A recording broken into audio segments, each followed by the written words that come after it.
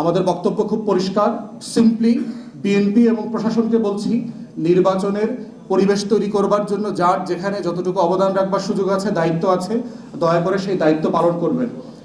জনাব তারেক রহমান, আপনি বারবার ওয়াদা দিয়েছেন, বারবার বলেছেন 31 দফার যে সংস্কার প্রস্তাব তার উপরে আপনি বাংলাদেশ ঢেলে সাজাবেন। সেই ঢেলে সাজানোর আগে আমরা দেখতে চাই আপনি আপনার দলকে ঢেলে সাজাচ্ছেন। দলের ভিতরে ক্রিমিনাল এলিমেন্ট রেখে আপনি যে বাংলাদেশটা করতে চান, শহীদ জিয়ার বাংলাদেশ, সেটা আপনি করতে পারবেন না। বেগম জিয়ার সেই বাংলাদেশটা করতে পারবেন না। অতএব আমরা বারবার বলছি এবং খুবই হতাশ হচ্ছি, রিসেন্টলি যাদেরকে বহিষ্কার করা হয়েছিল, যাদের পদ স্থগিত করা হয়েছিল, তাদেরকে পদ ফেরত দেওয়া হচ্ছে, তাদের বহিষ্কারাদেশ উচ্চ করা হচ্ছে এবং তারা নৌন গুন্ডা যার যার এলাকাগুলোতে সারা দেশে। এইটা নির্বাচনের আগে কোনো ভালো লক্ষণ না, এইটা 31 দফার সংস্কারের ভাষা না। অতএব আমরা আহ্বান করছি সকল রাজনৈতিক দলকে, দয়া করে আসেন আমরা গণ অভ্যুত্থানের পরের একটা সত্যিকারের বাংলাদেশ গড়ি, একটা গণতান্ত্রিক বাংলাদেশ গড়ি। আমরা বিএনপিকে বলছি, আপনাদের একাংশ, খুবই সংক্ষিপ্ত একটা ফ্র্যাকশন একাংশ যে আচরণটা করছে, তাতে প্রত্যেক দিন আপনাদের হাজার হাজার ভোট কমছে। শুধু গতকালকের ঘটনায় সোশ্যাল মিডিয়াতে আপনারা যা দেখেছেন, বাংলাদেশে ন্যূনতম আপনার এই একদিনে 10 লাখ ভোট কমে গেছে সারা বাংলাদেশে। এবং আপনারা যদি আপনাদের এই অভদ্র একাংশ, খুবই ছোট অল্প কটা মানুষকে নিয়ন্ত্রণ করতে না পারেন, তাহলে কিন্তু আগামী নির্বাচনে আপনারা চ্যালেঞ্জের মুখোমুখি পড়বেন। কারণ এই ক্রিমিনালদেরকে নিয়ে কিন্তু আপনাদের ভোট চাইতে হবে, যারা এলাকাতে নৌন সন্ত্রাসী, খুনি, মাদক ব্যবসায়ী, চাঁদাবাজ এবং গুন্ডা, এদেরকে নিয়ে যখন আপনি পলিটিক্যাল ক্যাম্পেইনে যাবেন, তখন এলাকাবাসী কিন্তু দুইবার ভাববে যে নির্বাচিত হবার আগে এরা এই ধরনের গুন্ডা পান্ডা নিয়ে আমাদেরকে ভয় দেখায়, আমাদেরকে হুমকি দেয়, নির্বাচিত হলে পরে কি হবে আমাকে বলতেছে। তাহলে একটা কাজ শুরু করবার আগে এই ঘটনাগুলো বাংলাদেশে কিন্তু নতুন না।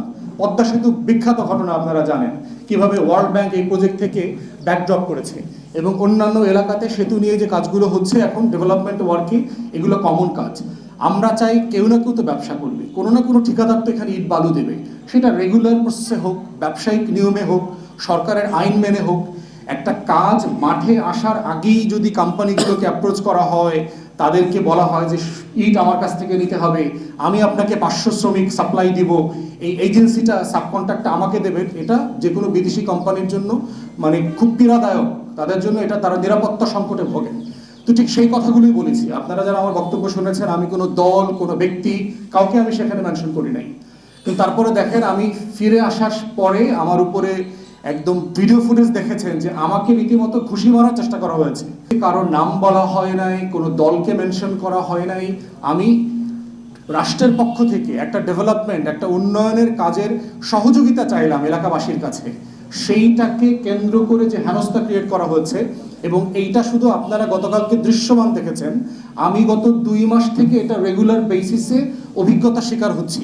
আমার নেতা কর্মীকে ক্যাম্পেইনে মারধর করতেছে, হাসপাতালে ভর্তি হইতেছে, থানায় যাচ্ছে, মামলা নিচ্ছে না। এক্স্যাক্টলি আমরা আওয়ামী লীগের আমলে যেগুলো দেখেছি, প্রশাসন ধরে নিয়েছে যে এটাই হচ্ছে রুলস অফ দ্য গেম, যে যখন আওয়ামী লীগ থাকবে তখন আমরা সবাই আওয়ামী লীগ হয়ে যাব, যখন বিএনপি আসবে অথবা থাকবে তখন আমরা বিএনপি হয়ে যাব। একটা রাষ্ট্র তো এইভাবে হতে পারে না।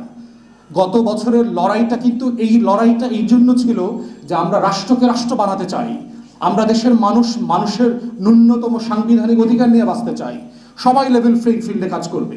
আপনি যদি বোধ করেন যে না আপনি অন্য 10টা কাজ করবেন, আপনি করেন না। আমি 100 কোটি টাকার ডেভেলপমেন্টের কাজ আনছি, আপনি এটাকে চ্যালেঞ্জ করেন, এটাকে চালু করে আপনি আরো 100 কোটি টাকার কাজ আনেন, তাহলে তো এলাকার লাভ হবে। আমি 50টা টিউবওয়েল আনছি আমার এলাকার জন্য, আপনি 50টা টিউবওয়েল আনেন। আমি প্রায় 100-র মতো রাস্তা পাকা করার জন্য তদবির করে পাশ করিয়েছি, আপনিও করেন।